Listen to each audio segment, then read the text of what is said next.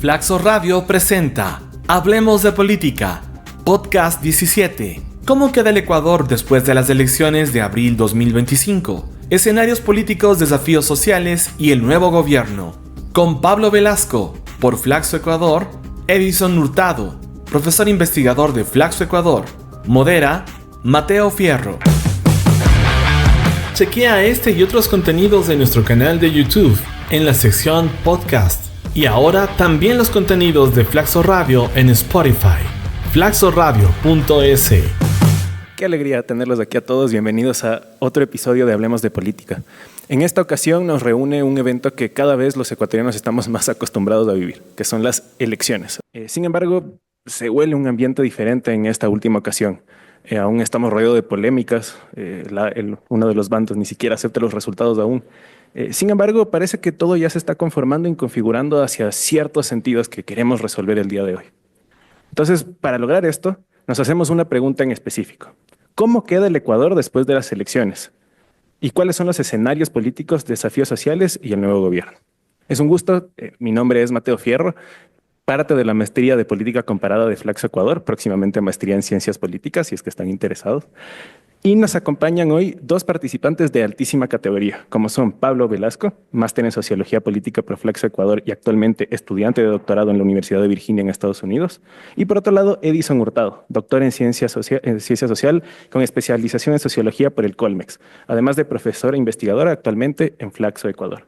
También nos podría acompañar Naira Chalán, comunicadora social por la Universidad Central del Ecuador y ex vicepresidenta de la Ecuarunari. Aún no se ha acercado, pero en todo caso, si es que viene para acá, estaríamos muy gustosos de hacerle todas las preguntas que le tenemos preparadas. Entonces, una vez hecha esta pequeña introducción, quisiera comenzar preguntándote algo, Pablo, y creo que comenzamos con el aspecto difícil de todo esto. ¿Ya hay alguna explicación para lo que acaba de suceder en las elecciones? Fueron resultados que para muchos fueron realmente desconcertantes. ¿Consideras que esto es una ejemplificación de una fortaleza propia de Noboa como un nuevo eje político o un estancamiento del RC, o tal vez crees que hay algo más detrás?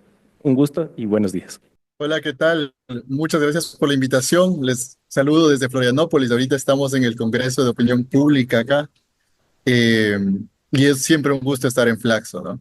Pues yo no tengo una respuesta concreta porque recién está comenzando el proceso de investigación para entender los resultados de estas elecciones que fueron muy atípicos, pero sí tengo como información histórica para poder contextualizar lo que se dio y comenzar a entender un poco las transferencias de votos, los comportamientos de ciertos territorios y cómo se han estilizado estos en el tiempo, ¿no? Así que voy a compartir una pequeña presentación de unos datos y hablar más o menos de cómo ha evolucionado el proyecto político de la RC en el largo plazo. Para esto me voy a basar principalmente en el análisis de resultados electorales y un grafiquito de información de encuestas. ¿Me confirma que puedan ver? Sí, está perfecto. Ya, perfecto. Pues el correísmo nació en el 2006 como un fenómeno en primera vuelta, un escenario bastante fragmentado a nivel territorial, donde estaba Gilmar Gutiérrez, Álvaro Noboa, Rafael Correa y León Roldós disputándose diferentes partes del Ecuador. Y cuando vamos a segunda vuelta del 2006, es importante comenzar por esto, Rafael Correa comienza a crecer y, digamos, llega a la presidencia con la ayuda principalmente de la sierra y de la costa. Es un clivaje regional que aparece en la costa a favor de Álvaro Noboa y la sierra a favor de Rafael Correa, que se pierde rápidamente con la ganancia de popularidad de Rafael Correa durante estos años y evoluciona. No me deja seguir. Y evoluciona para el 2009 y 2013, donde hubo una sola vuelta, y Rafael Correa gana en principalmente las partes más pobladas. Aquí tenemos que fijarnos en Quito, que era un bastión de la Revolución Ciudadana en el 2009, y en el 2013 también. Guayaquil, donde si bien hubo una cierta contestación a la popularidad de Rafael Correa, principalmente en las zonas urbanas en el 2009, en el 2013 también es un bastión de la Revolución Ciudadana. Guayas con un apoyo muy fuerte en el 2013, incluso más que Manabí en el 2013. Y el mapa ya en el 2013 se pinta casi todo de verde, aunque hay ciertas diferencias de mayor apoyo, de menor apoyo, que se van enraizando, digamos, en la costa. Comienza a aparecer este clivaje regional dado la vuelta, que desapareció en cierto momento, principalmente viendo en el 2013, porque la popularidad de Rafael Correa era muy grande, pero que se estabiliza después de la salida de él, después de las elecciones en las que él ya no es candidato, y se pinta de esta manera ya en el 2017 con Lenín Moreno y con Guillermo Lasso. Aquí ya podemos ver desde la primera vuelta del 2017 cómo existe ya una candidatura que comienza a contestar la hegemonía de la Revolución Ciudadana, eh, y que se asienta principalmente en estos sectores de la sierra donde inicialmente Rafael Correa había sido fuerte en el 2006. En la segunda vuelta del 2017, este mapa se pinta de manera mucho más clara, y hay digamos, unos ciertos sectores que en la sierra todavía no está claro que son anticorreístas, como Azuay, como sectores principalmente rurales de Pichincha, Imbabura, Carchi y una parte norte de la Amazonía. Vamos a ver que este mapa de la segunda vuelta de 2017 es un mapa que se estabiliza de ahí en adelante para las siguientes elecciones hasta la actual elección. En el 2021 ya cambian los colores, pongo de rojo a la Revolución Ciudadana porque estaba con Compromiso Social en ese momento, con Andrés Arauz. Y vemos cómo en el 2021 hubo una elección un poco atípica, donde la mayor parte del territorio fue capturada por Yacu Pérez. Y vamos a ver esto en unos gráficos posteriores, cómo Guillermo Lasso logra llegar a la segunda vuelta, habiendo capturado poquitos territorios para él mismo, o sea, como primer candidato, pero fue el segundo candidato en la mayor parte de las juntas, lo que le permitió llegar a la segunda vuelta como el segundo mejor. Pero si es que nos vamos a ver aquí en la fragmentación territorial, ya existe una fragmentación territorial de la Sierra y de la Amazonía en favor de una tercera candidatura. Más o menos la gente, una parte de la población buscando una alternativa al correísmo que no necesariamente sea la vieja política. Sin embargo, cuando dos políticos de partidos que ya tienen su territorio, o sea, su recorrido, que ya están experimentados, llegan a la segunda vuelta, el mapa se pinta otra vez como en el 2017, con este clivaje regional muy marcado, ahora ya con Pichincha tomada por Guillermo Lasso, Azuay más contestada, y la costa, pues, fuertemente inclinada como bastión de la Revolución Ciudadana. Aquí el cambio de Quito es fundamental porque Quito en el 2017 permitió darle un cierto empuje a la candidatura de Lenín Moreno, pero no regresa estos sectores de Quito hacia la Revolución Ciudadana, que son densamente poblados y que sería un territorio clave de conquista. En el 2023 vemos que existe otra vez un mapa fragmentado territorialmente. Aquí está, digamos, Luisa González en el 2023 pinta la mayor parte del mapa en primera vuelta, pero no es un apoyo muy marcado, sino que es unos celestes menos marcados que estos de acá, porque justamente el apoyo no es tan grande, solamente que ella sale en primer lugar por la fragmentación y la debilidad de los otros. Daniel Noboa aparece con el apoyo de Loja, con el apoyo de la Sierra Central, con el apoyo de Ibarra y de Tulcán, y bueno, de Salinas, que es su bastión. Y en el 2023, en la segunda vuelta, vemos cómo se pinta nuevamente el mapa a favor de Daniel Noboa, las partes urbanas de Quito a favor de Daniel Noboa, la Sierra Central, antibastiones de la Revolución Ciudadana, y la costa pues sigue siendo el bastión de la Revolución Ciudadana, con excepción de ciertas partes que podemos ver aquí, que son el Guayaquil urbano. En el 2025, con los mismos colores ya, vemos un mapa muy, muy, muy similar al que encontramos en el 2023. Voy a pasar para atrás y pasar para adelante para que puedan ver la similitud. Existen unos cambios muy ligeros, si es que nos ponemos a ver principalmente la segunda vuelta de 2023 y 2025, en Santo Domingo, donde el apoyo de Daniel Noboa aparece, en Esmeraldas, donde en ciertas partes el apoyo de Luisa González se debilita, y en ciertas partes incluso de Manabí, donde Daniel Noboa comienza a aparecer como primero y Luisa González se debilita.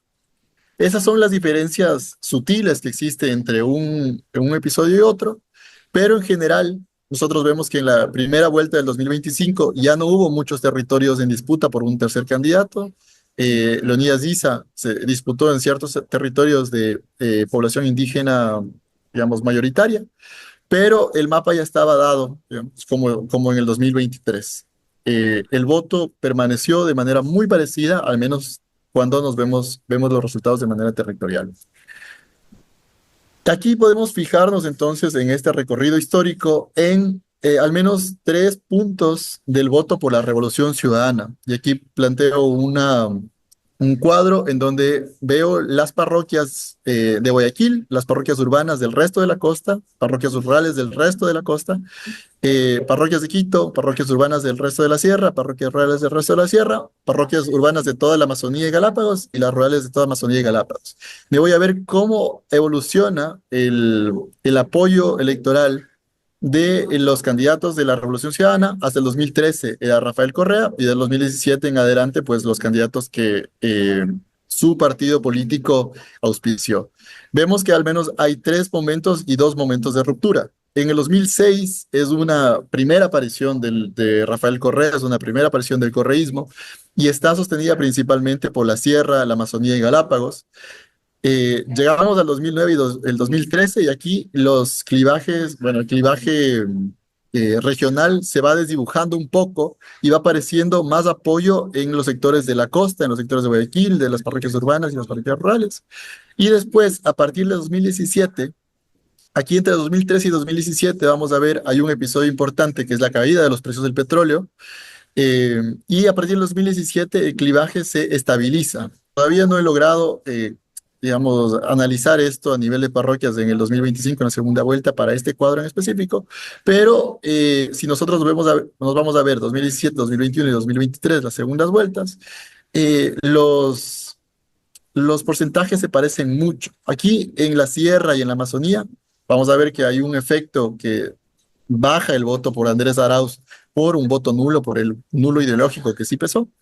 Pero digamos, si nos vamos a ver a nivel horizontal en diferentes otras partes, el voto está muy estabilizado. Por ejemplo, eh, en las parroquias rurales de la costa, en el 2023 votaron más personas por Luisa González de lo que habían votado por Rafael Correa en la primera vuelta del 2013 o en la segunda vuelta del 2006. Es decir, este apoyo electoral en ciertas partes de la costa está muy enraizado hacia el correísmo, está muy estabilizado, así como el rechazo de ciertas partes de la mayoría de la votación en la sierra y en la Amazonía. Aquí está el gráfico. Este gráfico lo construí con una base de datos impresionante que tiene Santiago Pérez del 2009 al 2017, más o menos 292,000 personas encuestadas a nivel nacional en más o menos 2 encuestas por mes. Yo las junté en encuestas cada 4 meses y me fui a ver cómo evolucionan 3 indicadores. La aprobación del presidente Correa, que es un indicador que está más pegado emocionalmente hacia el líder. La confianza en el gobierno nacional, que es un indicador que yo argumento que está más pegada a las evaluaciones de cómo está la economía, de cómo está yendo el gobierno, etcétera. Y la confianza en la Asamblea Nacional solamente para tener una comparación de otros actores. Y podemos ver que la evolución y el movimiento de la confianza del gobierno nacional y de la aprobación presidencial fue muy similar, digamos con cierta distancia de unos 10 puntos, pero se movía de manera muy similar del 2009 hasta el 2013, donde hubo un pico de popularidad, tanto de la confianza del gobierno nacional de Correa como de la aprobación presidencial de Correa. Pero llega el 2014, llega la caída de los precios del petróleo, la recesión económica, y vemos cómo caen todos estos indicadores, pero hay una diferencia crucial en la magnitud de esta caída. La aprobación presidencial de Rafael Correa llega al 60% al final de su gestión, que era muy parecida a la aprobación presidencial que tenía en el 2009.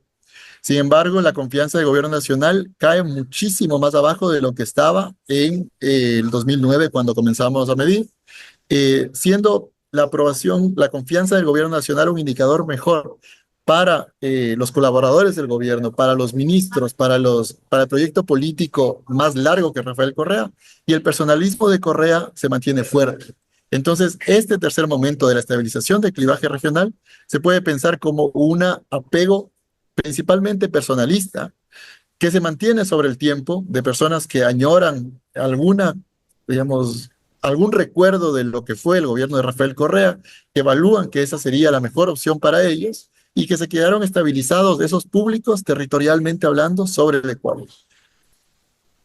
Ahora bien, después de esto, ya pasando al 2021, 2023 y 2025, yendo a ver a nivel parroquial quién ganó en cada una de las parroquias, en cada uno de los territorios y cómo esto fue evolucionando a diferentes candidatos, nosotros podemos ver que más allá del correísmo, que el correísmo se estabilizó y el correísmo se quedó, digamos, en ciertos territorios, como vemos aquí. Andrés Arauz, casi el 100%, pasa a Luisa González, y Luisa González del 2025 se parece muchísimo a Luisa González del 2023. Pero en el otro lado, en los territorios en donde estaban disputándose otros candidatos como los primeros en estos territorios, vemos que en el 2021, Yacu Pérez, como habíamos visto en esta imagen, en la anterior imagen, absorbió un montón de territorios, un montón de parroquias, y era un electorado que estaba buscando una tercera vía, un anticorreísta, pero diferente a Guillermo Lasso. Tenemos aquí también Javier Herbas y Guillermo Lasso, que conquistaron una parte del territorio ecuatoriano. Vemos que Yacu Pérez se fragmenta en el 2023 hacia territorios que le dan a Luisa González la victoria en primera vuelta, también a sectores que le dan a Fernando Villavicencio y a Daniel Noboa, y después Daniel Noboa recupera esos sectores heterogéneos de Fernando Villavicencio, de otros como Yacu Pérez, que también se lanzó nuevamente, de Daniel Noboa, e incluso de Luisa González, para aparecer como el anticorreísta legítimo. Básicamente, al otro lado del correísmo, lo que nosotros encontramos es una búsqueda por una alternativa que no pierda legitimidad tan rápidamente como sí perdió Guillermo Lasso, que llegó ya débil desde de una primera vuelta en la que no tuvo una buena votación, para llegar al 2023 como un nuevo outsider, con un presidente que, si bien no tiene la mejor gestión, es el anticorreísta legítimo en la papeleta frente a las otras opciones que tuvo la gente.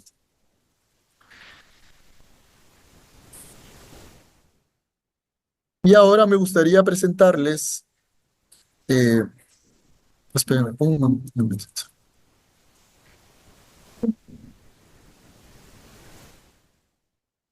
Me falta una lámina aquí y paso a unos últimos gráficos que tengo. Y ahora, viendo las segundas vueltas del 2017, 2021, 2023 y 2025, con los votos totales, con los votos absolutos de estas segundas vueltas, nosotros vemos que en el 2017, RC con Lenín Moreno en ese momento, ganaron con 5 millones de votos, un poquito más de 5 millones de votos, y Guillermo Lasso con 4.8 millones de votos no logró la presidencia. En el 2021, en los votos válidos, estos votos caen muchísimo, gran parte por el efecto del voto nulo ideológico, que vamos a ver en las siguientes láminas. Pero el voto de Guillermo Lasso también cae, solamente que el efecto es mayor de la caída de la Revolución Ciudadana, lo que le da la presidencia a Guillermo Lasso. No es una mayor eficiencia de la campaña de Guillermo Lasso lo que le hace llegar a él la presidencia. En el 2023 esto cambia. Ahora sí hay candidatos más eficientes. Noboa es un candidato mucho más eficiente que Guillermo Lasso, logra 5.2 millones de votos, y Luisa González se asemeja más a el techo que había logrado Lenín Moreno con todo el apoyo de la ARC, con todo el apoyo estatal. De todas maneras, con una cancha inclinada, digamos, en contra de la Revolución Ciudadana. En el 2023 no fue una mala gestión, una mala eficiencia de la campaña de Luisa González. Pero vemos que correísmo, estos votos que ellos logran son menos flexibles, menos elásticos que los votos que tienen su oposición. Su oposición puede crecer mucho más, como ya vemos en el 2025, con el decrecimiento del ausentismo en estas elecciones. Daniel Noboa llega al 5.85 millones de votos y Luisa González cae en más o menos 200.000 votos respecto al 2023. Vemos que el correísmo parece haber llegado a un techo electoral de votos absolutos que no pueden ser superados y el ausentismo y el decrecimiento del ausentismo puede estar favoreciendo a la opción contraria de un candidato que es más eficiente eh, a los ojos del público que no prefiere a la Revolución Ciudadana y que prefiere ser gobernado por ADN en este caso. Unas últimas tres datos y puedo pasar a las conclusiones. Para desmenuzar de una mejor manera el voto, estos resultados electorales, yo me fui a ver el nivel más bajo al que podíamos agregarle la votación, y este nivel más bajo es el nivel de juntas, que más abajo de las juntas ya el voto es secreto. Y me fui a ver en el 2021 quién ganó en estas juntas y cómo los votos se repartieron dentro de cada una de estas juntas según el ganador. En la primera vuelta, Andrés Arauz había ganado en tantas juntas y podemos ver cómo evoluciona los votos. Aquí están los votos absolutos. Vemos que Yacu Pérez había sido un ganador, digamos, bastante polarizador en las juntas en las que ganó, pero Guillermo Lasso fue superior como segundo candidato en las otras juntas, lo que le dio el pase a la segunda vuelta, y Guillermo Lasso creció muchísimo más y fue mucho más elástico llegando a la segunda vuelta que Andrés Arauz. Por ejemplo, Andrés Arauz pasa de 2.2 millones a 2.9 millones en sus juntas y en las otras no crece casi nada, crece muy marginalmente. Pasando rápidamente al 2023, bueno, en el 2021, perdón, una última cuestión. En las juntas donde ganó Yacu Pérez, vemos que el nulo creció, se multiplicó por 4. Este nulo era normalmente un voto a donde podría haber ido hacia Andrés Arauz, eh, que fue capturado por el nulo ideológico por toda esta campaña, lo que explicó las otras láminas que nosotros habíamos visto. En el 2023, nosotros vemos que Daniel Noboa igual es más eficiente en todas las juntas de primera vuelta, segunda vuelta, que Luisa González. Luisa González es menos elástica, pero en las juntas de Fernando Villavicencio es donde a Daniel Noboa le va mejor y la que asegura su victoria en la segunda vuelta. Y en este 2025 nosotros encontramos algo interesantísimo que tiene que ver con la poca elasticidad de Luisa González, inclusive en las juntas donde ella gana. Podemos ver que en las juntas donde ella ganó en primera vuelta, recibió 2.8 millones de votos, que es muy similar, o sea, crece 30.000 votos en las mismas juntas, en sus mismos bastiones de primera vuelta, segunda vuelta en el 2025. Mientras Daniel Noboa en sus mismos bastiones, de los bastiones de Luisa González, crece de 1.6 millones a 2.1 millones. En los bastiones de Daniel Noboa, Luisa González inclusive retrocede de 1.8 millones, bueno, de unos 20.000 votos retrocede, ¿no? De 1.58 a 1.56. Y en los bastiones, digamos, en las juntas donde Leonidas Issa y otras personas habían ganado, los votos, o sea, Luisa González duplica su votación y Daniel Noboa triplica su votación.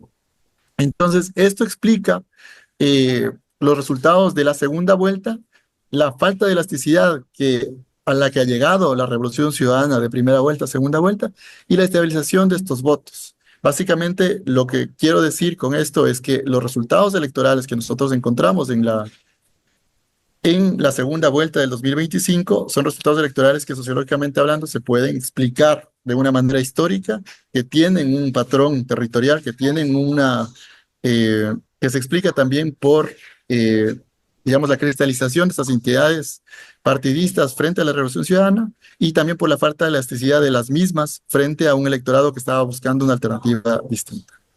Perfecto, Pablo. Muchísimas gracias. Creo que hemos alcanzado un diagnóstico temporal muy, muy detallado al respecto de lo que han pasado en estas últimas elecciones. Creo que hay que resaltar, por un lado, la importancia aún de un personaje como Rafael Correa y la herencia que dejó tras su salida del gobierno. Por otro lado, la transferencia de los votos, el número de personajes que han aparecido, creo que podemos resaltar desde lo importante que llegó a ser Yacu Pérez en su momento, lo mismo hasta cierto punto con Javier Hervas, y cómo eso mismo se fue reconfigurando en un nuevo personaje como es Daniel Noboa. Tomando esto en consideración y una vez ya hecho el diagnóstico electoral, ahora quisiera preguntar a Edison, con este nuevo personaje que se aprovecha de un contexto que parece ser electoralmente inestable, pero también con reconfiguraciones cuanto menos interesantes en varias regiones, ¿qué queda esperar de este nuevo gobierno?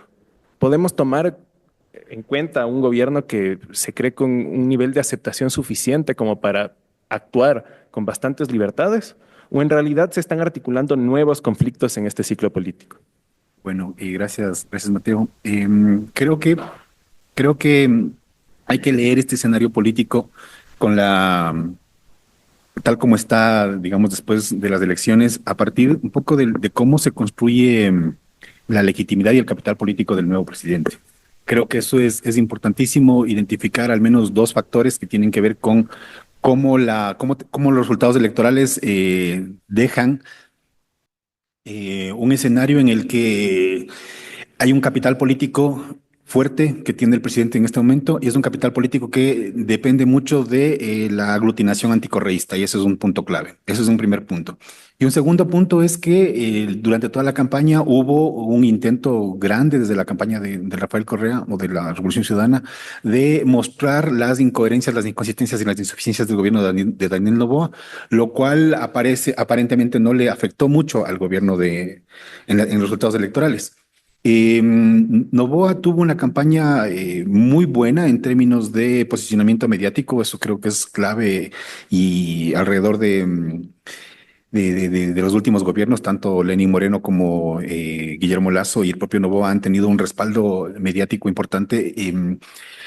Lo cual resalta de distintos especialistas, de distinta gente que está investigando esto, la potencia que tienen todos los medios de comunicación de masas, más allá de las burbujas que uno tenga en las redes sociales. Eso es un tema clave. Otro tema clave es que el partido de Daniel Noboa no es un partido político orgánico, pero sí tiene mucha presencia territorial alrededor, sobre todo de las fundaciones con las que siempre hizo campaña electoral, alrededor del clientelismo. Y eso le permitió tener un conocimiento para llegar a la presidencia en la primera vez que participó y ahora utilizando no solo esas redes clientelares que siempre las tuvo aceitadas con su papá, digamos, en campaña electoral, ahora con el aparato del Estado. Eso significó que el apoyo territorial que tuvo, sobre todo en la costa sur, digamos, en el Oro, por ejemplo, fue mucho del trabajo del Estado en los territorios, ¿no? De pedir que los ministros salgan, pedir que exista una agenda.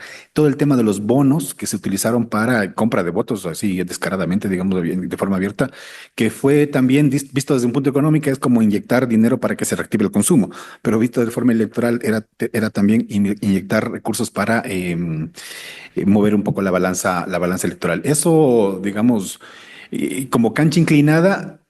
El correísmo quiso mostrarlo como parte de una campaña sucia, como una campaña que estaba, digamos, favoreciendo a un candidato oligarca que viene de una familia rica, etcétera. Mi punto aquí es que todo eso al final pesó menos que el anticorreísmo.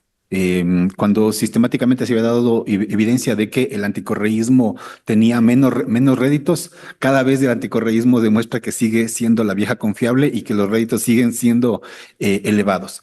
Eso me parece que es importante para entender el escenario político con el que se inaugura el gobierno, porque aparentemente Daniel Noboa tendría una legitimidad muy alta. Esa legitimidad es bastante, no sé, como artificial, si es que uno identifica que detrás de eso también existe principalmente una posición de antagonismo, de polarización.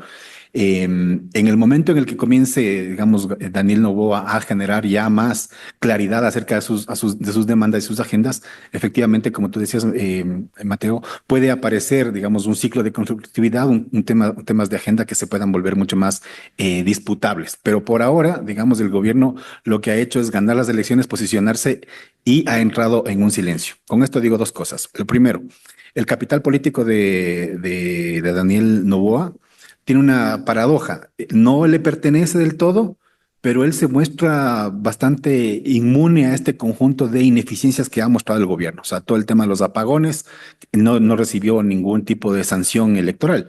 Todo el tema de la violencia de los 4 niños que desaparecieron en la costa no le afectó en temas electorales. Todo el tema de la campaña clientelar que fue denunciada, la ineficiencia del Estado, los cuadros burocráticos del gobierno muy ineficientes, tampoco le pasó una factura electoral. Pese a eso, digamos, ahora aparentemente tiene un capital político que pudiese despertar pasiones reprimidas, digamos, por decirlo así, alrededor de que existe un aura alrededor de la Asamblea Constituyente, ¿no? La Asamblea Constituyente, más que un mecanismo de acción política, es un resultado emocional, diría yo, de un sector que se cree ganador y que puede en este momento arrasar con el conjunto de agendas represadas que siempre ha tenido. Y sobre esto yo quiero plantear más bien, más allá del escenario político, más bien un tema de escenarios de políticas, ¿no? ¿Cuáles son las agendas que pudiese tener el gobierno de Daniel Noboa? Y aquí nuevamente planteo una paradoja. Por un lado, el gobierno ha hecho silencio. No ha dicho nada. O sea, toda la campaña dijo un montón de cosas, mencionó el tema de la asamblea, pero no hay una agenda clara, no sabemos. Sí, en algún momento incluso dijo que era socialdemócrata, después estaba aliado con la derecha. ¿Cuál es la agenda concreta de Daniel Noboa? No la tenemos. ¿Qué pistas tenemos? Tenemos las pistas un poquito de lo último que hizo en los primeros 15, 14 meses de gestión, que fue básicamente a cierto nivel de un acuerdo con el Fondo Monetario de cierta estabilidad. Hizo el tema de la reforma tributaria, recibió apoyo político para hacer la reforma tributaria y después de eso mostró más que nada ineficiencia alrededor de políticas de seguridad, que fue totalmente desastroso y sigue siendo desastroso. En el tema de salud, educación, hay desinversión total. En el tema de inversiones privadas, lo que ha hecho es replicar mucho de lo que otros gobiernos han hecho, que es básicamente operar con la lógica rentista predatoria, es decir, permitir que existan inversiones predatorias alrededor de sectores estratégicos, ¿no? El ejemplo del campo Sacha es un tema clave. Es decir, viene con una agenda, parecería ser que la típica agenda de una derecha predatoria que ocupa los espacios estatales para hacer negocios y repartir zonas del Estado. Eso aparentemente, digamos, tiene en este momento político una oportunidad para, y eso es algo distinto con respecto a otros gobiernos, porque tiene un capital político alto y tiene una cosa que estábamos viendo el otro día con unos colegas, un aprendizaje mucho más fino alrededor de cómo implementar procesos de neoliberalización. Creo que el gobierno de Lenín Moreno y el gobierno de Guillermo Lasso, en el momento en que ocurrieron las protestas del 18 y en el momento que ocurrieron las protestas de junio del 2022, fueron gobiernos que reaccionaron frente a, digamos, el contrapeso del movimiento indígena para frenar las políticas neoliberales, reaccionaron primero de una forma virulenta, de muchísima represión, y después con una estrategia mucho más fina de represión, mucho más inteligente. Sobre todo en junio del 22, la represión fue mucho más inteligente. Y el cierre del gobierno de Guillermo Lasso planteó la idea de que pueden existir procesos de neoliberalización mucho menos estridentes, sino más bien con políticas mucho más finas, mucho más acotadas, mucho más precisas, ¿no? Casi quirúrgicas, digamos, lo cual nos pasa de un proceso de neoliberalización en shock a lo bruto con la implementación de violencia a un proceso de neoliberalización mucho más fino, mucho más estratégico, mucho más como un dispositivo de gubernamentalidad, digámoslo así en términos más Foucaultianos. Creo yo que en ese escenario está un poco el gobierno de Daniel Noboa. Sabe que tiene un capital político que tiene que cuidar y ese capital político lo va a desgastar muchísimo si comienza a hacer medidas de shock y una neoliberalización a lo bruto, a lo grosero, digamos, y tendrá que tener una agenda mucho más fina. Y en eso, el escenario político que se le abre a Daniel Noboa tiene que ver muchísimo con cuidar el capital político, que es como una burbuja, una ilusión en la que está viviendo ahorita. Cuidar el capital político significa no cometer errores, ¿sí? Por un lado, y por otro, hacer una campaña política permanente. Y en eso el gobierno ha demostrado que tiene muchísimas capacidades de actuación. ¿Qué significa una campaña política permanente? Que constantemente va a estar bombardeando con información, con publicidad, ¿sí? Y cuando sea necesario, recurrirá a la vieja confiable. Sí, y la vieja confiable es el movimiento indígena son terroristas y eso van a generar caos y por lo tanto necesitamos activar la escala de represión del Estado, por un lado, y por otro, todo lo que suene a oposición va a ser tildado y estigmatizado como correístas que quieren el atraso del país y que quieren la impunidad alrededor de los casos de corrupción. Esa actitud política va a ser dosificada alrededor de cómo poder permanecer en el escenario político para tener capital suficiente para viabilizarse estas reformas. Por último, cierro con esto. ¿Cuáles son las reformas que se vienen? O sea, no hay agenda concreta, pero hay una agenda vieja recurrente. Esa agenda vieja recurrente tiene que ver, por un lado, con el tema de reforma laboral, que por eso es que les parece que la Constitución del 2007-2008 es una Constitución que ata la inversión, ¿no? Que limita los horizontes de la explotación laboral y eso le fastidia un poco a los sectores de inversionistas de derecha, por un lado. Y por el otro, un gran tema sobre el que ya se lanzaron bombas, no más que bombas, como indicios en el gobierno de Guillermo Lasso y ahora otra vez se retomaron, que tiene que ver con la privatización del Fondo de Pensiones del Seguro Social. El IES, yo lo recuerdo en la discusión de la Asamblea Constituyente de 1997, así de vieja es la vaina, así de viejo soy también, que se discutía alrededor de cómo hacemos para privatizar el Fondo de Pensiones. Y no se logró, y no se logró, y no se logró, y no se logró.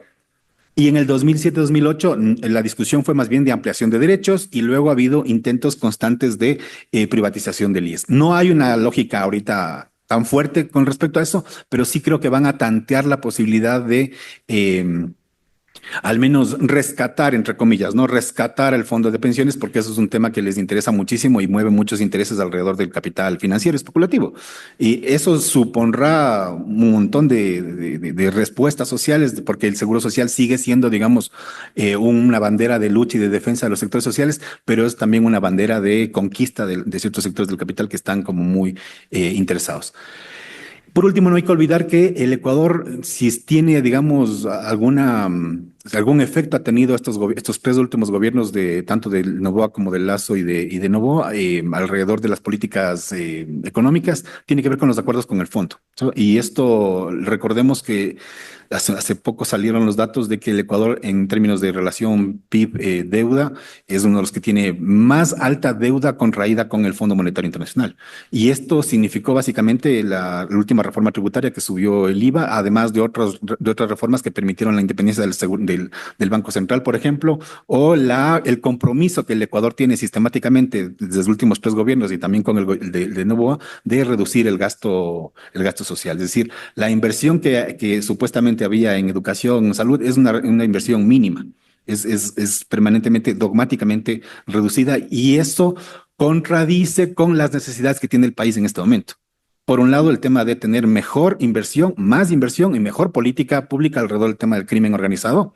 Eso no hay. El control territorial sobre el crimen, eso no hay. Eso, el Plan Fénix fue un fracaso brutal y se requiere no solo capacidad estatal, sino inversión pública. Un gobierno más o menos fuerte sobre ese tema. Uno. Y dos, tenemos un país que está en una descomposición muy fuerte. O sea, si no tuviésemos la válvula de la migración, el país estaría en una tensión social muy fuerte. Y esa necesidad de que exista dinámica económica se muestra en las tasas, por ejemplo, de economía informal. O sea, tenemos más del 55% de la economía informal. Eso hace también que la gente que esté en el seguro social sea mucho menor.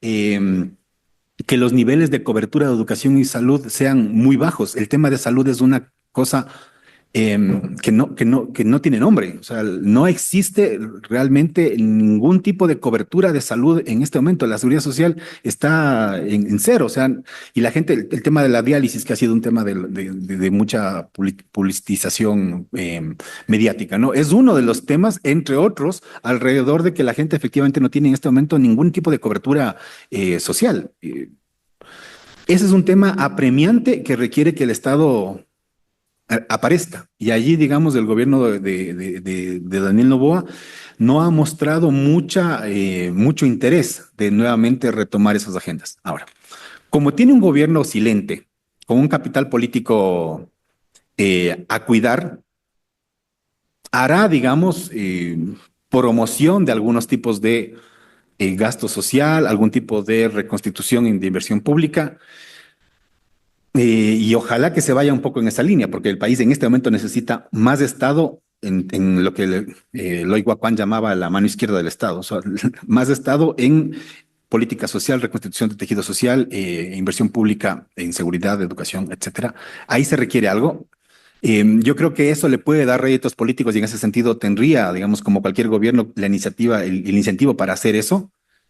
Pero por otro también está este levantamiento de lógicas predatorias de rentistas que están acosando un poco al gobierno para que ejecute una asamblea constituyente que abra caminos de mayor lógica predatoria, ¿no? Mayores posibilidades de reparto de negocios públicos, menores cargas tributarias para los sectores empresariales, más exenciones tributarias, etcétera, que son las típicas agendas predatorias que tenemos en el país. Es incierto decir todo esto porque el gobierno estratégicamente hace silencio. Yo creo que es como si yo fuera Daniel Noboa, también haría silencio alrededor de que tengo la Asamblea Legislativa más o menos asegurada, tengo control todavía del Consejo de Participación Ciudadana, o sea, puedo tener un margen de maniobra ahí para seguir teniendo a la Fiscalía de mi lado, para seguir teniendo al Consejo Electoral de mi lado, para seguir teniendo la Procuraduría, la Contraloría de mi lado. Creo que ahí tiene un margen de acción bastante grande Noboa. Y eso le permite, digamos, tener una carta blanca alrededor de qué puede hacer. Entonces, comprometerse con algo sería casi como apostar un capital político que en este momento no lo tiene, porque está calculando y está viendo. Y un poco alrededor de eso tiene que ver el tema este de la Asamblea Constituyente. O sea, no hay señales claras de que se vaya de la Asamblea Constituyente.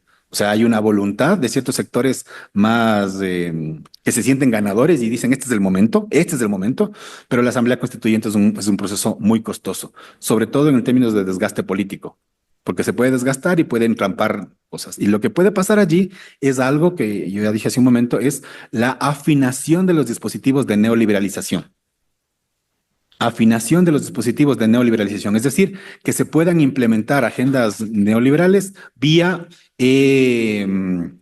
referéndum, ¿no? O sea, ya lo dijo el ministro de Gobierno, hacer un conjunto de reformas que pasen vía express por la asamblea o directamente hacer un referéndum para que no se desgaste en el proceso de convocatoria de la asamblea, de elección de asambleístas, ratificación de lo debatido, o sea, hacer una vía express alrededor de temas muy puntuales. Y en ese escenario, el gobierno, como digo, calculará, porque el capital político que tiene en este momento no es tan seguro. Aparentemente es muy grande, pero corre el riesgo de que se puede ir desgastando poco a poco con el conjunto de errores que puede ir cometiendo el gobierno. Es propio que el gobierno se vaya desgastando. ¿Qué hacer frente a esto? Noboa lo que está haciendo es calcular, guardar silencio, o bien porque no tiene agenda o porque está priorizando temas de agenda. Creo que esa es la gran incertidumbre con este gobierno. Muchas gracias, Edison. Creo que concluir al respecto de la incertidumbre que provoca la agenda de Novoa y sobre todo un perfil que creo que podríamos denominar como líquido, ¿no? O sea, que no podemos ponerle una etiqueta concreta debido a que realmente no conocemos el proyecto a largo plazo, más allá de ciertos indicios de políticas que vienen por aquí, vienen por allá, pero por otro lado, hasta sus amistades con el sector empresarial a veces son difusas al respecto de su relación con el sector público, con las inversiones y un larguísimo etcétera, también suelen ser difusas. Mientras tanto, el correísmo tiene un nombre y apellido, ¿no? Un personalismo en específico bueno, siguiendo con todo esto, quisiera dar inicio a un segmento un poco más abierto al respecto de la interacción entre los ponentes, invitarlos a conversar entre ustedes, a preguntarse entre ustedes. Pero antes de eso, Edison, para comenzar, quisiera saber tu opinión al respecto de la oposición, ¿no? O sea, al respecto del lado del correísmo. Si bien el anticorreísmo es la vieja confiable y se movió en una cancha ciertamente inclinada al respecto de candidato a presidente, el tema de los bonos, muchísimos otros temas de regalos hechos con igualmente aspectos cuestionables. Pero claro, también el correísmo dio nuevos elementos para manejarse discursivamente. Hablamos de la desdolarización, hablamos del tema del Consejo de Participación Ciudadana, hablamos de un larguísimo etcétera como las reacciones post-debate. Tomando todo esto en cuenta y tomando en cuenta la configuración de esta posible asamblea constituyente, ¿qué le queda a la oposición? realmente se puede unir en un eje, porque recordemos que la Asamblea, a pesar de que parece que ADN tiene muchísimo potencial para cooptar o para obtener una mayoría que le permita hacer todos sus proyectos, hablando de los números concretos, hasta tiene menos que la Revolución Ciudadana. Es una oposición que se queda sin cartas en el asunto, que ya no puede ir hacia adelante ante este escenario de incertidumbre y hasta peleas entre sus liderazgos. Recordemos que ahora hasta ahora no están de acuerdo en si aceptar o no los resultados electorales. O realmente vemos un nuevo perfil, ¿no? En donde tal vez la Revolución Ciudadana toma por primera vez el asiento de copiloto y no se descifra realmente cuál es su futuro. Yo veo dos grandes como grupos y bloques, ¿no? Con lógicas que son en este momento de repliegue, ¿no? El primero, obviamente, es el correísmo, que tiene ahorita una sensación de derrota, una sensación de que ya vamos tres elecciones y las tres elecciones llegamos como vicecampeones, digamos, y ser vicecampeón no es tan bonito. Pero al revés también es el tema de que es el partido político más coherente, más estable. Y la primera minoría en cualquier asamblea legislativa, en cualquier elección, va a tener 30 o poquito más, o 20 y pico, o hasta 30 y tanto. Y eso le convierte en la primera fuerza política del país. Y tiene ciertos niveles de coherencia y tiene ciertos niveles de organicidad. Y eso significa que en un contexto democrático de perder las elecciones, le toca hacer oposición. Y la oposición se hace en dos vías, ¿no? Una vía a la política general, y para eso tendrá una bancada legislativa que tendrá que activarse claramente alrededor de temas puntuales, como los que decía hace un momento, ¿no? El tema de la privatización del IES, el tema de las reformas laborales, el tema de la expansión de la frontera extractivista sin regulaciones medioambientales. Ese tipo de dinámicas del movimiento la Revolución Ciudadana tendrá que activarlas. Y por otro lado, también tiene algo que le dejó la última elección seccional, que es maneja las grandes ciudades, maneja Quito, maneja Guayaquil, maneja prefecturas, y desde ahí creo que va a reconstituirse. Mucho de la persecución que está recibiendo ahorita Pavel Muñoz con respecto a la revocatoria del mandato tiene que ver con eso. Es minar uno de los espacios de acción legítima de la Revolución Ciudadana, en donde puede demostrar que tiene capacidades de acción. La misma bronca que tiene el presidente Novo Acón, el alcalde de Guayaquil, tiene que ver con eso. Es minar la capacidad política que tiene el correísmo en ese lado. Entonces, el correísmo yo creo que tiene que hacer oposición desde las agendas políticas nacionales y desde las agendas políticas locales. Al interior, yo creo que en el correísmo hay ahorita un desafío que ya lo vienen viviendo desde hace rato, que es cómo reinventarse, cómo hacer una salida hacia adelante. Esa reinvención del correísmo hacia adelante es difícil por que el capital político viene principalmente de una figura, y esa figura ha intentado ceder espacios, ha intentado, digamos, hacer la transición. Un error histórico de los más grandes que se ha vivido en este país, que es hacer esa transición vía Lenin Moreno, con un Lenin Moreno que hizo todo lo que hizo en términos políticos, del giro político, de la traición política, por decirlo de forma sin tapujos, digamos, y luego toda la persecución que hubo a partir de ese giro político, ¿no? Eso fue un error estratégico, y luego han querido minimizar esa capacidad de error. Por eso es que ha habido celo alrededor de escoger figuras que no sean los nuevos Lenin Moreno, digamos. Y ese celo hace que nuevamente se vuelva una estructura de liderazgo bastante más cohesionada, no tan abierta, etcétera. Pero digamos, eso es es como dos caras de una moneda, ¿no? Es todo el capital político ventajoso que tiene, pero también los límites históricos que tiene. Entonces, ¿qué hacer frente a esto? Yo creo que tendrán que renovar cuadros, creo que tendrán que apostar por otras figuras. Luisa González creo que hizo una excelente campaña, sobre todo en la última, la anterior no tanto, pero también muestra límites, ¿no? Y Luisa no es Rafael, y pongan quien quiera, o sea, Pavel no es Rafael, Aquiles no es Rafael, el que quiera no es Rafael. O sea, habrá que buscar cuadros un poquito más, no solo cuadros, ¿no? Sino también estas otras estrategias de campaña política mostrando capacidad de gestión, etcétera, ¿no?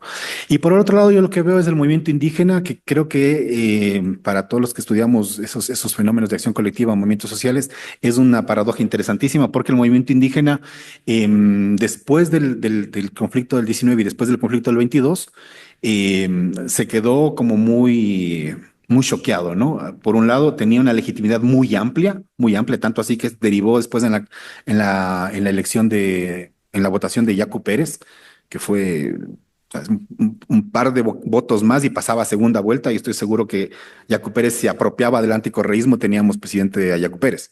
O sea, estaba ahí, fue muy competitivo, pero después se desgastó internamente el movimiento indígena. Internamente me refiero a que aparecieron no solo a líderes locales, territoriales, sino infiltrados, por decirlo así de forma muy fuerte, gente infiltrada que en el sentido histórico del divide et impera quiso minar la capacidad política del movimiento indígena, ¿no? Entonces aparecen ahí un montón de actores que disputan la voz y el liderazgo de Leonidas Diza.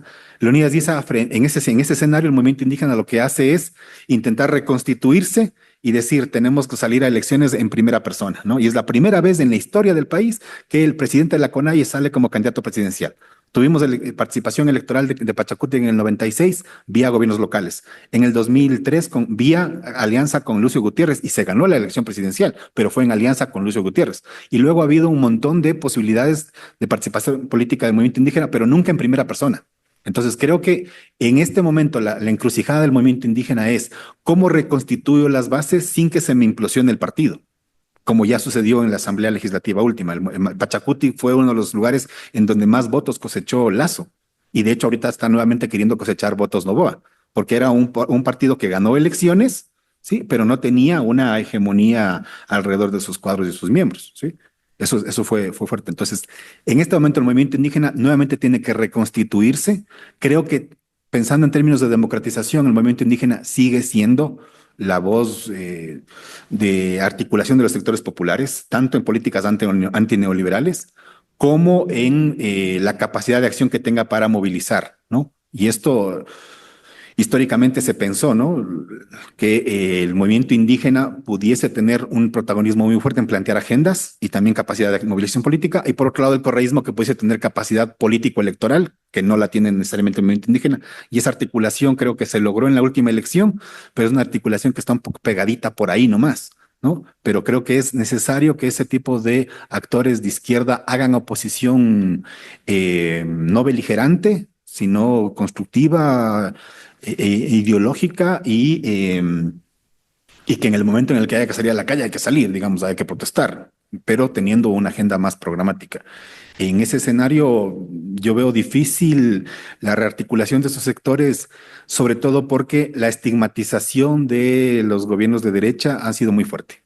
O sea, la estigmatización que hay contra el movimiento indígena alrededor de que son terroristas, y la estigmatización que hay alrededor del correísmo de que son unos, no sé, el engendro de todos los males, es muy fuerte.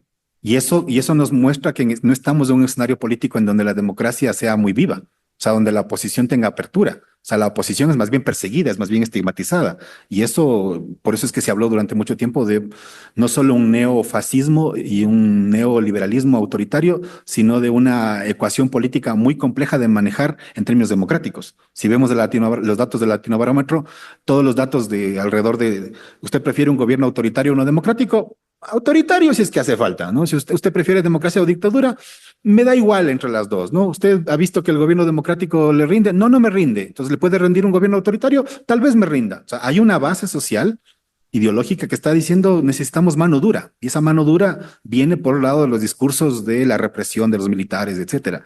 Y también viene por el lado un poquito medio schmittiano de yo no tengo adversarios políticos, yo tengo enemigos a los que tengo que ir a anular. Y eso se ha visto que da réditos, porque las pasiones y estas emociones políticas que llevan al odio, al desprecio, al rencor, están funcionando. Gracias, Edison. Y bueno, hablando también al respecto de la opinión pública y cómo se va configurando, me recuerda mucho que no solo nos estamos encontrando con una opinión pública mucho más cercana o permisiva al respecto de rasgos autoritarios, sino también mucho más desconfiada. El tema de la confianza interpersonal está en niveles nunca antes vistos a la baja. También al respecto de la sensación de seguridad, de optimismo, de felicidad. Y aprovechando justamente esto, quería preguntarte, Pablo, yéndonos no solo ya a la configuración de los partidos políticos, sino también al comportamiento del electorado, a las sensaciones del Ecuador.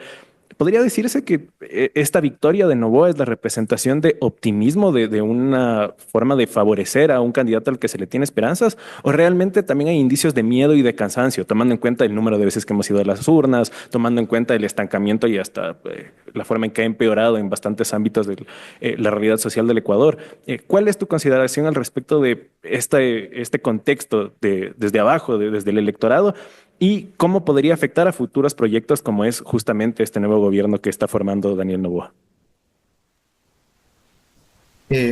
Chévere, justamente me gustaría enfocarme desde el lado de la opinión pública, que es el que más conozco, ver cuáles son los patrones y demás, ¿no? En el caso de Daniel Noboa, algo que, o sea, salen muchos mitos explicativos desde los medios de comunicación que dicen, los viejitos le dieron la victoria, ya el correísmo está muerto por poco, algunas personas dicen esto, otros dicen el novoísmo tiene un voto duro. A mí me parece que hay que tomar con pinza de estas explicaciones y hay que tener cuidado con estas, ¿no? Y ver en su complejidad. Justamente mi presentación se fijó en este movimiento carismático, que así le llama la literatura, a los partidos políticos basados en los personalismos, como es el correísmo, pero también fue y es el peronismo en Argentina, el fujimorismo en Perú, algo que está pasando también con Bukele en El Salvador o con Uribe en Colombia. Eh, y estos movimientos carismáticos tienen una característica de poder durar mucho sobre el tiempo, de generar una fragmentación en la opinión pública personalista, que la opinión pública por alguna razón añora esa experiencia de líder, eh, digamos, el tenerle al líder en el poder y el tenerle al líder pudiendo guiar el país.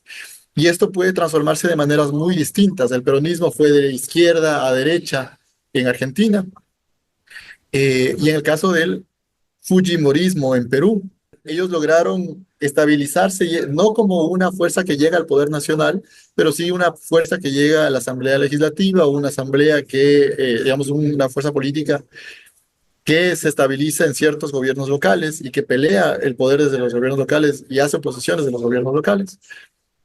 Entonces puede tener varias formas de transformarse el correísmo en este momento, no se le puede dar por muerto para nada, principalmente por este apego tan fuerte que tiene la opinión pública frente al legado de Rafael Correa.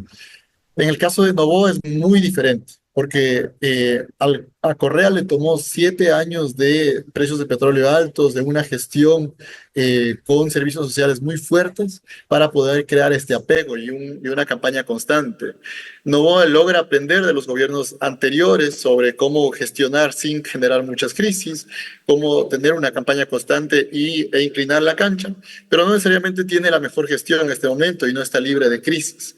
Entonces lo que hace la gente en este momento es darle un voto de confianza para renovarle después de un año diciendo no es suficiente tiempo para poder presentar resultados, para poder gestionar de la mejor manera, pero no es un capital político y un apego emocional que esté enraizado todavía. No hay un novoísmo como tal todavía y eso se puede ver en algunas encuestas, como la encuesta que está llevando a cabo Paolo Moncagata, donde la polarización afectiva frente a Correa es muy clara, mientras la polarización afectiva frente a Noboa, principalmente desde el lado positivo, es mucho más débil, se parece mucho más a el afecto que tiene la gente con figuras como Papel Muñoz, por ejemplo, en Quito, o como la mamá de Noboa, como Anabela Sin, que tienen cierto afecto que la gente dice, me cae bien, o sea, yo puedo apoyarle, parece que está haciendo una gestión adecuada, pero no están defendiéndole sobre todas las cosas. Entonces, gran parte de los resultados tiene que ver con cómo se configuró la oferta política durante este tiempo, los resultados de este 2025, pero no necesariamente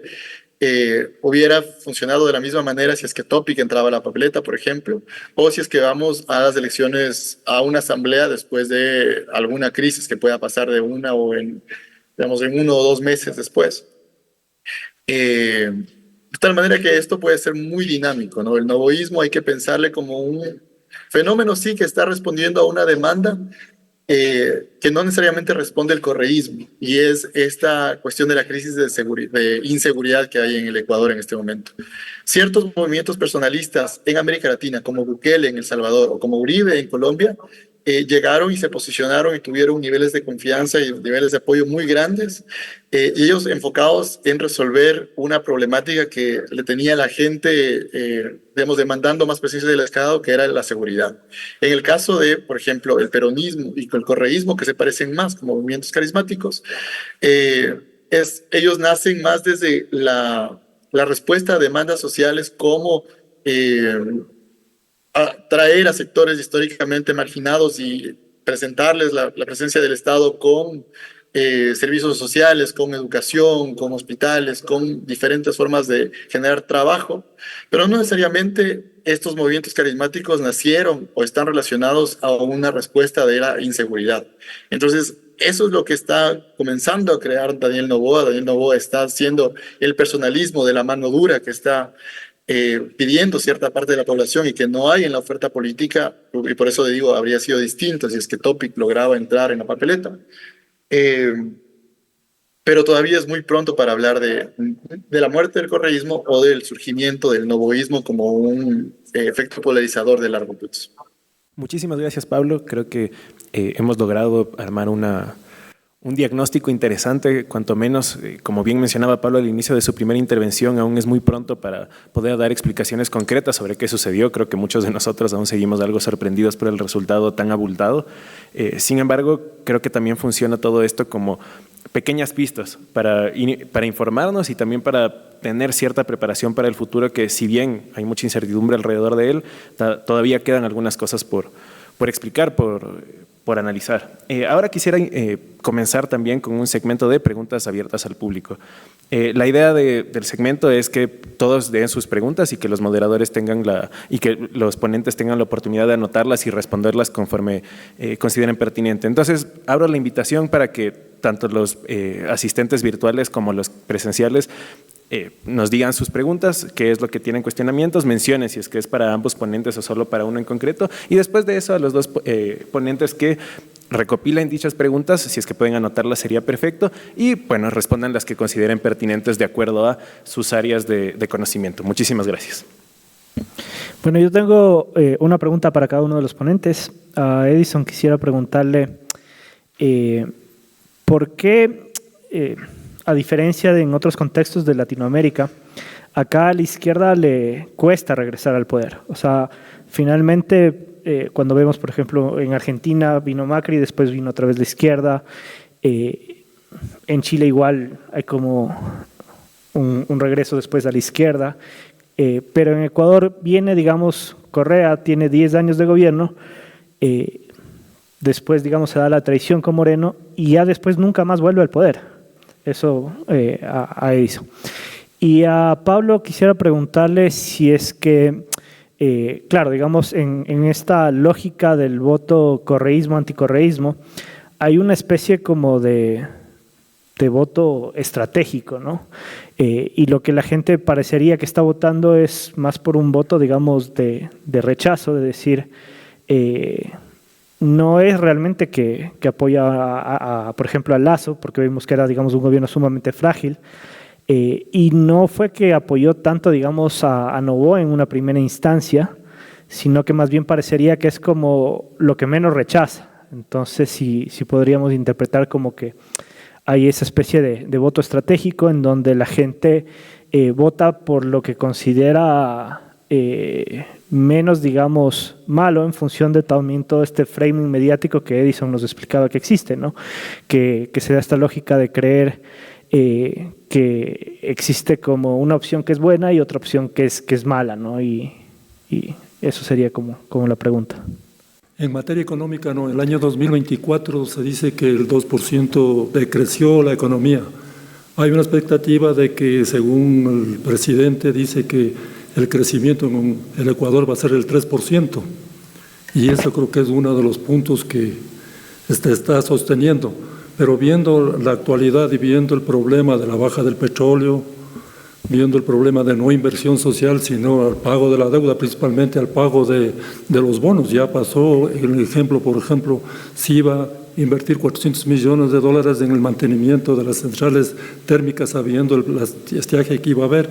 ¿Qué impacto podría hacer si no crece y al 3% o al 2% que me parece el Banco Mundial o el Fondo Monetario cree que va a crecer el Ecuador.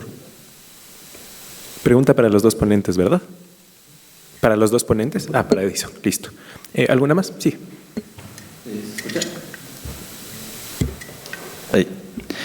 Buenas, ¿qué tal? Interesante las presentaciones. Tenía una pregunta que puede ser para cualquiera de los dos ponentes. Bueno, últimamente, digamos, la otra vez veía que hay un profesor de la Andina, que ahorita no recuerdo el nombre, que está llevando a cabo una investigación que se llama La geografía del voto en el Ecuador, ¿no? Que le intenta hacer como un rastro histórico de cómo se ha ido situando, digamos, geográficamente el voto en el Ecuador me parece desde 1948 le está haciendo esa investigación, ¿no? Y él, en una entrevista que recién le hicieron, me parece el día domingo en el Diario Expreso, él planteaba una cuestión que me pareció interesante, ¿no? Que él decía que si vemos la geografía del voto, vemos que la votación de Noboa, que tuvo recientemente en esta última elección, se parece mucho a la votación que tuvo Rafael Correa en el año 2006, cuando llega por primera vez al poder. Habla en el sentido de que dónde está situada la votación de Noboa y Correa en estos 2 años que él toma, ¿no? Que es una población, dice él, predominantemente urbana, digamos, de clase media baja, ¿no? Que es un primer momento del electorado que tenía el correísmo, ¿no? Después fue migrando su votación más a sectores populares, pero en un primer momento, digamos, el correísmo surge más como un movimiento ligado a sectores de clase media y serranos, sobre todo, dice. Donde Correa en la primera vez que llega tiene un rechazo de sectores de la costa, donde Álvaro Noboa realmente es el que capta la votación de los sectores de la costa. Ahora vemos que con Noboa pasa algo parecido, ¿no? El voto de Noboa es predominantemente en la sierra, sectores medios bajos, y el voto del correísmo está predominantemente en la costa, aunque bueno, hay una variación porque digamos en esta segunda vuelta pudo repuntar en ciertas provincias la votación que tenía Noboa. Y bueno, ahí como que tomando este planteamiento que tiene este profesor de la Andina sobre la geografía del voto, yo me lanzo a dar una hipótesis, digamos, que puede estar a discusión, de algo que Pablo hablaba, de que digamos estamos llegando o no al fin del ciclo correísta. Este profesor de la Andina decía que el contexto también es parecido de Rafael Correa en el año 2006, porque también había llegado, Correa llega, digamos, llega a un punto en el que se acaba este ciclo de inestabilidad que había vivido el Ecuador con, digamos, algunos presidentes que son derrocados.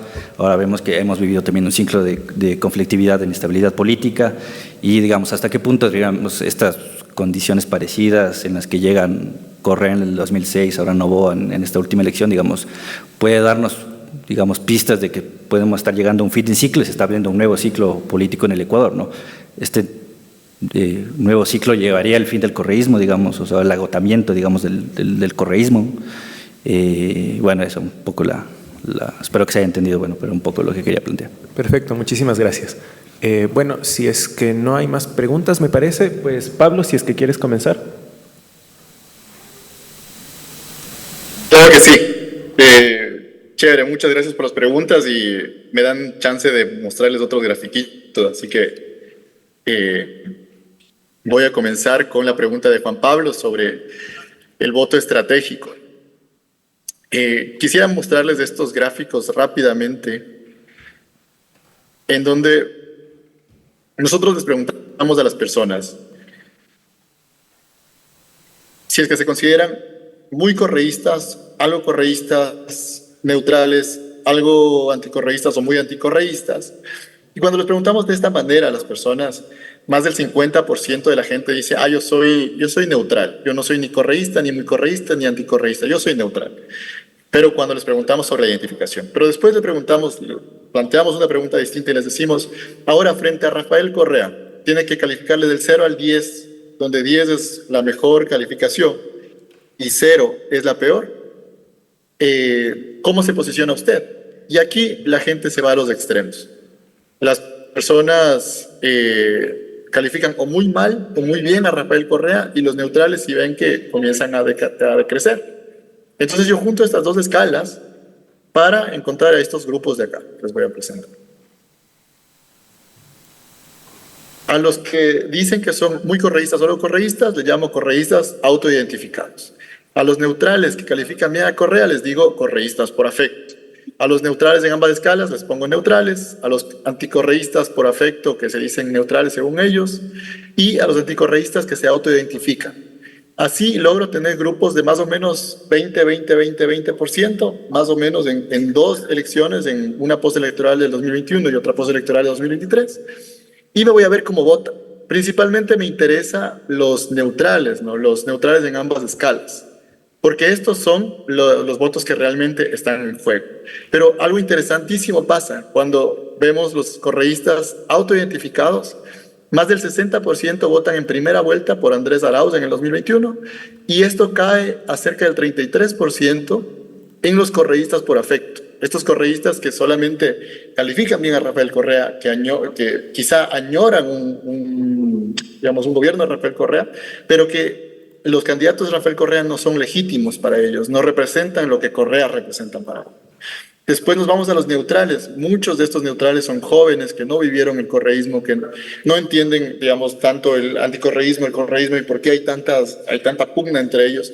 Ellos lo que entienden es que la política debe responder a los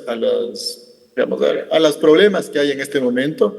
Y ahí está el voto más o menos utilitarista, ¿no? El que está menos polarizado en estas cuestiones afectivas. Pero de todas maneras, Andrés Arauz no tiene tan buen rendimiento frente a Guillermo Lasso, Jackie Pérez y Javier Herbaza, que les va mucho mejor en primera vuelta en el 2021. En el 2023, algo parecido pasa con Luisa González. Luisa González recibe el 65% de los votos. Esto cae al 31% de los votos en correístas por afecto. Y en los neutrales vemos que Luisa tiene mucha resistencia frente a Daniel Noboa, Fernando Villavicencio y Jan Topic, que se llevan la mayor parte de los neutrales. ¿Qué pasa en segunda vuelta? Justamente viendo a estos neutrales, a los que podríamos decir que están menos polarizados y que están buscando una alternativa utilitarista. En segunda vuelta vemos que en el 2021, 42.8% de estas personas, los que sí votaron, los que no votaron nulo, blanco o se abstuvieron, votaron por Guillermo Lasso y solamente 15.6% por Andrés Arauz. Vamos a ver qué pasó en el 2023. 46.7% se fue con Daniel Noboa y solamente 9.6% se fue con Luisa González. Incluso, o sea, la pelea en donde está el grupo menos polarizado, en donde está el grupo que más podría cambiar entre una alternativa y otra, el correísmo pierde sistemáticamente y esto todavía no tenemos los resultados concretos del 2025, todavía se está levantando la información, pero es muy probable que pase lo mismo en el 2025. Hay algo aquí en el voto utilitarista, en este sector más neutral, que no se está pudiendo explicar fácilmente con estos afectos correísmos y anticorreísmos, y que está moviendo la elección finalmente hacia la alternativa al correísmo, ¿no? Y ahora pasando a lo del 2006 y el 2025, si se parecen o no se parecen los mapas. Aquí tenemos la segunda vuelta del 2026 a la izquierda y la segunda vuelta del 2025 a la derecha de Daniel Noboa y, digamos, existe un clivaje regional que se marca de nuevo, pero que no es siempre el mismo. Podemos ver que Rafael Correa logró casi la victoria en toda la sierra y en toda la Amazonía. Y la costa, digamos, Manabí y Guayas, sí eran bastiones de Álvaro Noboa, que estos bastiones eventualmente desaparecieron ya en el 2009. Y, digamos, eso sí se asemeja entre el 2006 y el 2025, que esos bastiones del Manabí y Guayas sí son bastiones de este proyecto político que era de Noboa en su momento y ahora de Rafael Correa. Pero en la sierra es mucho más contestado. Podemos ver que la sierra y la Amazonía Norte, en este caso, votan más por el correísmo cuando eso no pasaba en el 2006. Y asimismo vemos que aquí podemos ver Tungurahua. Tungurahua vota muchísimo por Daniel Noboa, digamos, ahí es donde tiene el bastión más fuerte del territorio, mientras que Tungurahua no era tan fuerte para Rafael Correa. Ambato siempre tuvo una mayor resistencia a Rafael Correa, aunque ganaba en Ambato, no es que era un bastión tan fuerte como es para Daniel Noboa. Entonces, esta explicación simplista de que en 2006 y 2025 son el mismo episodio y que hay un cambio de ciclo, no es tan así. El correísmo, de todas maneras, tiene más fuerza que lo que tenía Álvaro Noboa y la plataforma correísta es más fuerte y tiene mayor presencia en la Asamblea Nacional y en los gobiernos locales de lo que tenía PRIA en ese momento. Así que no creería que podemos hablar tan fácilmente de un fin de ciclo. Perfecto, muchas gracias, Pablo. Edison. Yo quisiera, ¿puedo pasar una lámina? Es un estudio que hicimos, no son datos actualizados, son datos más bien, uy, ¿cómo pasó? Son datos que hicimos en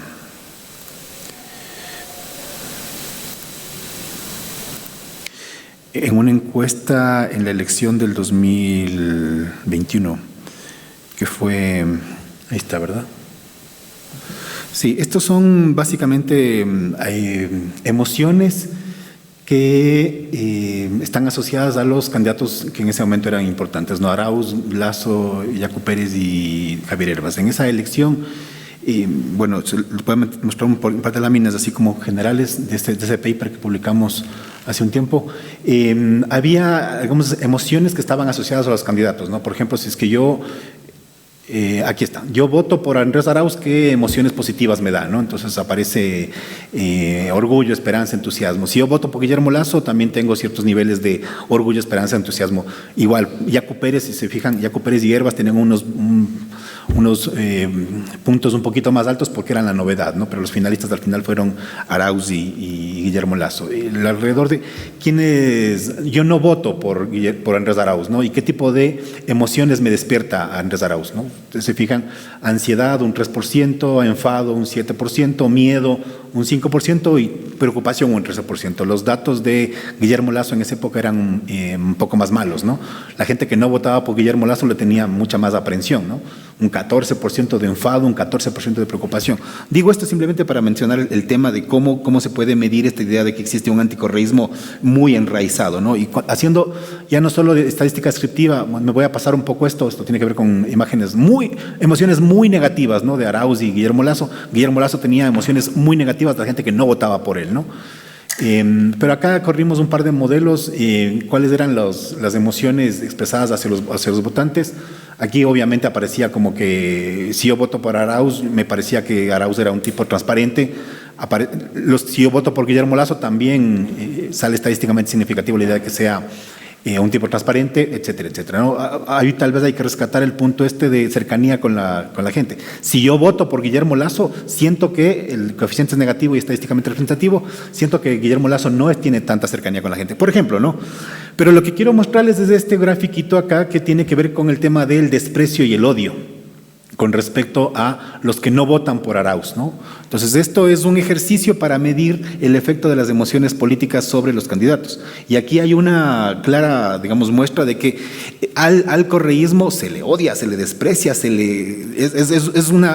y se cultiva ese odio, se cultiva esa emoción más enraizada. Y esto creo que tiene que ver con una estrategia política que entendió la derecha en el Ecuador. O sea, acuérdense que la última elección que perdió la derecha en el país fue porque fueron divididos. O sea, fueron Cintia Viteri y Guillermo Lasso y perdieron.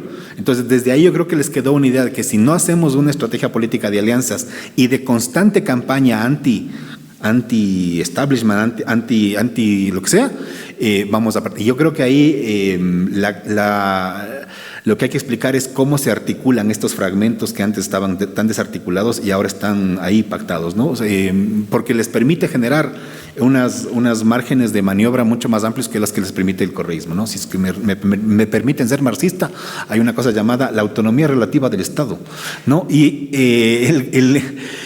Correa marcó un poquito eso, ¿no? O sea, vamos a jugar como actor político desde el Estado para regular la acumulación capitalista. No es que quería el socialismo del siglo XXVII ni comerciar los huevos. No, fue un proceso de modernización del capitalismo y en ese sentido reguló la acumulación predatoria del capital. Pero en este país, y eso es lo que una tesis que yo siempre repito, no son neoliberales. O sea, sería bueno que sean neoliberales. Son más bien predatorios en el sentido en el que no solo que quieren una competencia abierta al libre mercado, inversión, innovación, sino más bien nicho de mercado que yo capturo y ese nicho de mercado lo exploto con exenciones tributarias, con protección fiscal. Incluso me puedo portar antineoliberal con tal de tener beneficios predatorios en mi nicho de mercado.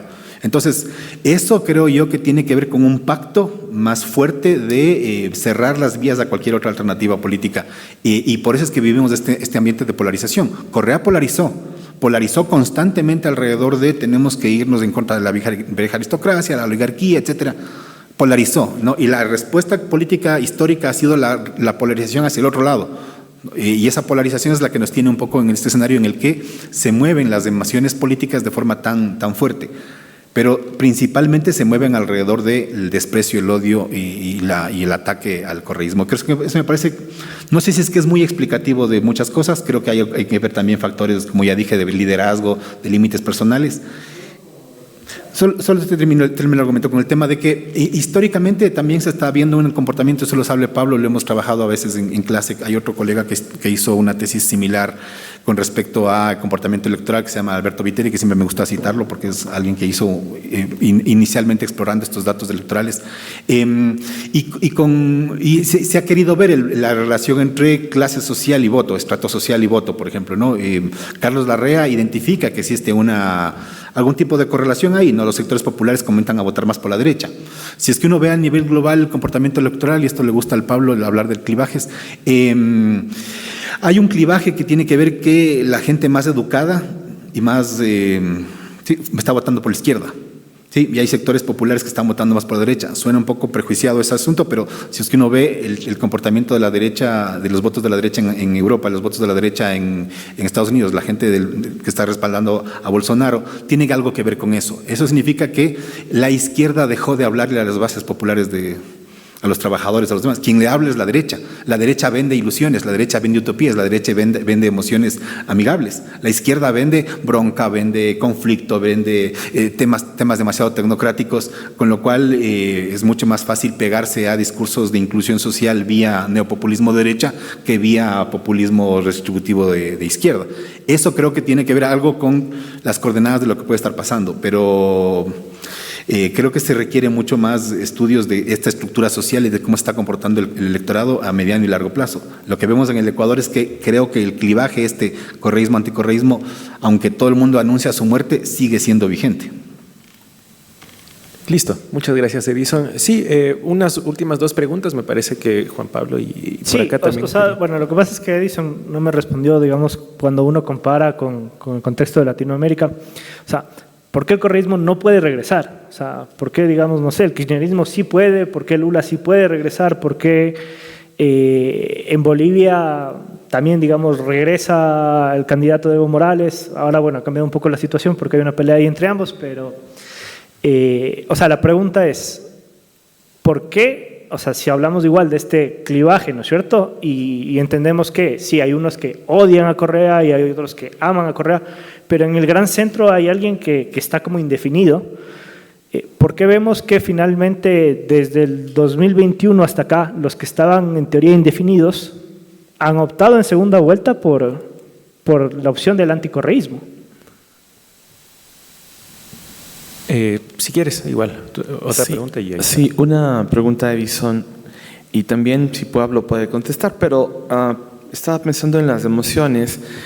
¿Qué efecto emocional podría causar en el electorado la venta, entre comillas, de una nueva constituyente o de una nueva constitución, ¿no es cierto? Se requieren 3 procesos electorales más o menos y el costo que se ha calculado es de $250 millones. Lo que tú decías, hay un remarcado no acceso a la educación, a la salud. ¿Se puede vender ese odio hacia el gobierno? No te está, digo, porque has hablado de emociones, digo, pensando en esa otra opción, digo, de no por el proceso político, pero tú has dicho, hay ahora un mejor manejo, ya se sabe cómo debes manejar la comunicación política para incidir con propaganda sobre el electorado, pero digo, pensando en eso, se puede vender, se puede emocionar a la gente para que esté a favor o en contra de una constitución que es algo súper etéreo, etcétera. Por ahí la pregunta. Muchísimas gracias. Edison. Yo creo que, intenté contestar la pregunta vía función del anticorreísmo.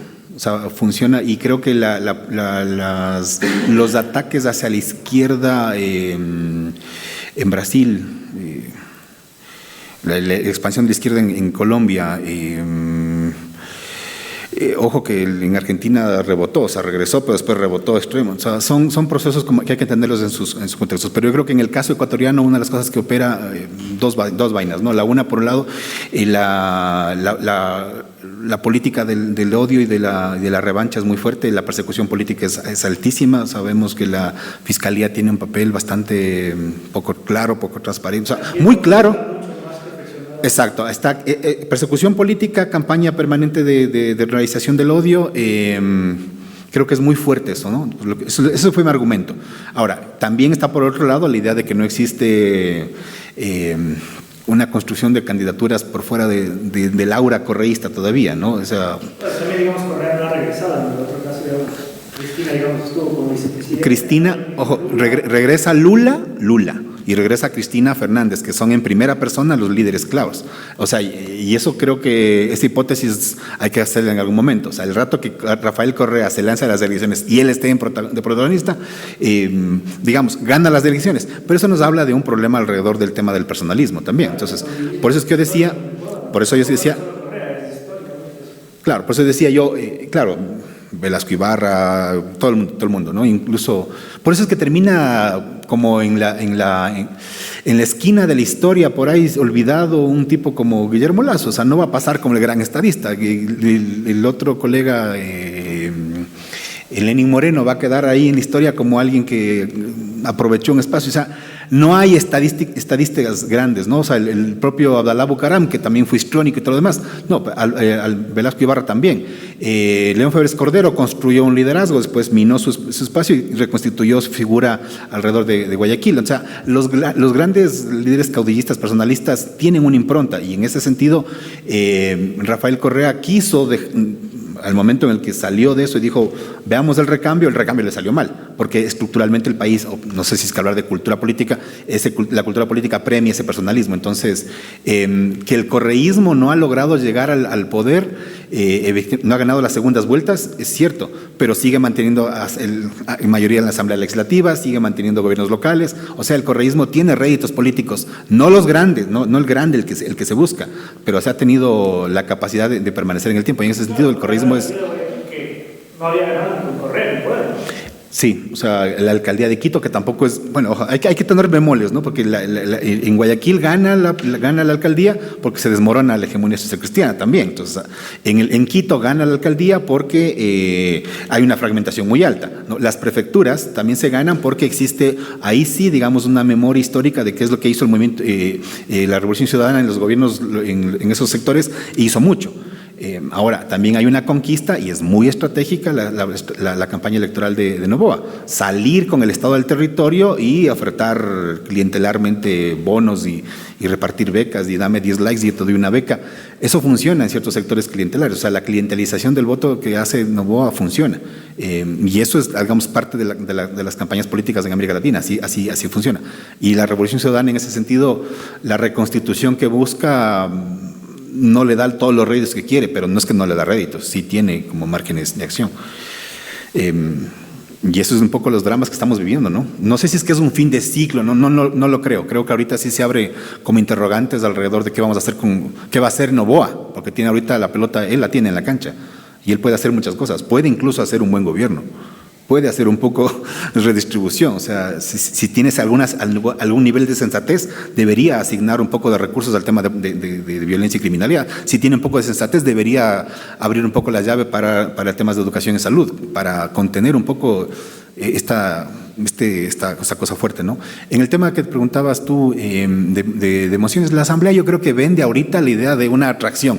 Ganamos y nos vamos a joderles a todos los correístas, ¿no? Eso fue un poco la emoción que expresada fue, ganamos y les vamos a barrer, tanto les vamos a barrer que les vamos a eliminar su constitución.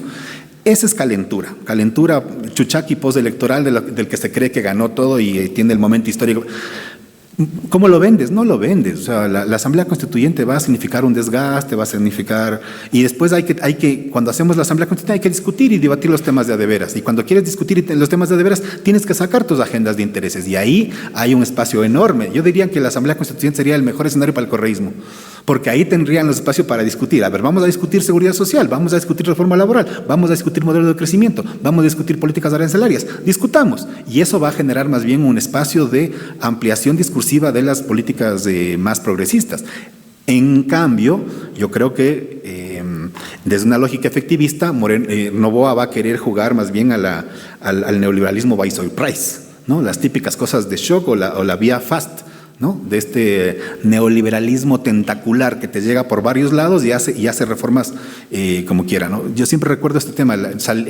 En la última noche del gobierno de Guillermo Lasso, el ministro de Trabajo mandó un acuerdo, ¿cómo se llama? Un acuerdo interministerial para pasar una reforma laboral que después la Corte Constitucional se lo bajó. Pero fue así, aprovechemos entre gallos y medianoche y pasamos una reforma. La asamblea significa deliberación democrática y los procesos de neoliberalización no requieren democratización. Es todo lo contrario. La neoliberalización requiere desdemocratización. En ese sentido, la asamblea va a vender una ilusión, pero en Realpolitik yo creo que más bien van a intentar hacerlo vía el fast track. Perfecto. Pablo, si es que tienes algún último comentario y... Sobre la victoria nacional del correísmo, justo, estoy de acuerdo con Edison. Los contextos de Brasil, de Argentina y de Bolivia son muy distintos, ¿no? El movimiento más difícilmente le podemos caracterizar solamente como un movimiento personalista. Entonces no es directamente comparable, ahí hay mucha organización social. Y kirchnerismo y Lula, Lula, por ejemplo, tuvo que ir a la cárcel, tuvo que reestructurar su proyecto político desde ahí. Y la gente también admiró, digamos, cómo enfrentó los momentos y las crisis que tuvo, ¿no? Y fue el mismo líder que regresó al poder. Entonces, en este caso, solamente un pequeño último dato.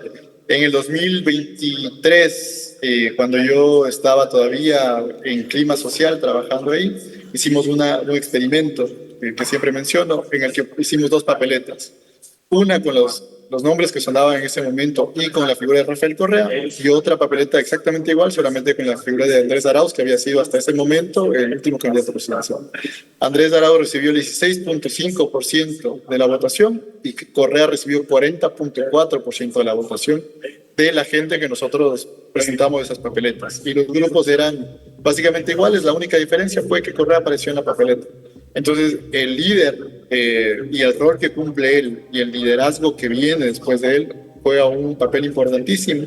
Y quizá la figura de Andrés Arauz, la figura de Luisa González explique más de este techo electoral del correísmo que, digamos, el mismo apego desde la opinión pública o la misma evaluación de los votantes.